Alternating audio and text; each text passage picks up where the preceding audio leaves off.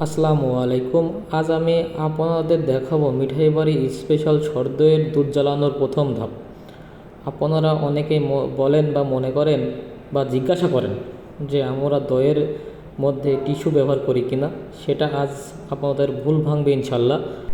দেখুন, কাঠ কয়লায় দুধ জ্বালানো হচ্ছে। মিনিমাম 8 থেকে 10 ঘন্টা দুধ জ্বালানো হবে।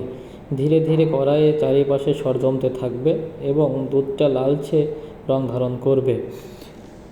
কড়াইয়ের মাঝখানে ফুটন্ত অবস্থায় কড়াইয়ের চারিপাশে ধীরে ধীরে সর জমবে।